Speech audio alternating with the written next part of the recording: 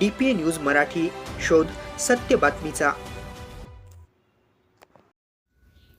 मंठा तालुक्यातील मंडळ क्रमांक 1 सज्जा क्रमांक 2 अंतर्गत कार्यरत उपकृषी अधिकाऱ्यांच्या गंभीर प्रशासकीय अनियमितता, भ्रष्टाचार व शेतकऱ्यांच्या आर्थिक लुटीविरोधात संभाजी ब्रिगेड मंठा यांच्या वतीने दिनांक 26 डिसेंबर 2025 शुक्रवार रोजी तालुका कृषी अधिकारी कार्यालय शीड फार्मा मंठा येथे शेतकरी न्याय संघर्ष आंदोलन सुरू करण्यात आले।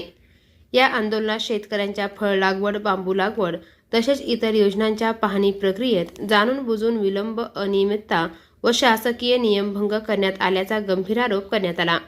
तसेच शेतकऱ्यांकडून अवैध आर्थिक मागणी व वसुली करून त्यांची आर्थिक पिळवणूक केल्याचे प्रकार समोर आले असल्याने शेतकऱ्यांमध्ये तीव्र असंतोष पसरला आहे। शेतकरी भीतीत, अधिकारी लुटीत अशा घोषणांनी परिसर दणाणून गेला।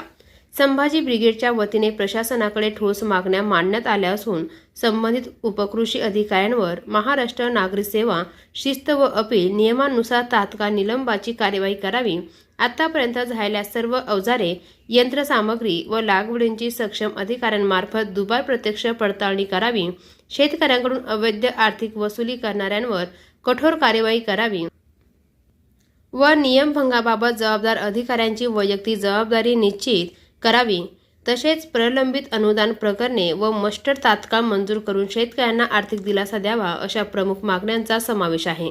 यावेळी संभाजी ब्रिगेडचे तालुकाध्यक्ष शिवश्री बाळासाहेब खवणे यांनी स्पष्ट इशारा दिला की आज आंदोलनाचा पहिला दिवस असून शेतकऱ्यांच्या मागण्या पूर्ण होईपर्यंत हे आंदोलन लोकशाही मार्गाने तीव्र स्वरूपात सुरूच राहणार आहे। प्रशासनाने वेळेत दखल न घेतल्यास आंदोलनाची धार आणखी वाढवण्यात येईल, असेही त्यांनी सांगितले आहे।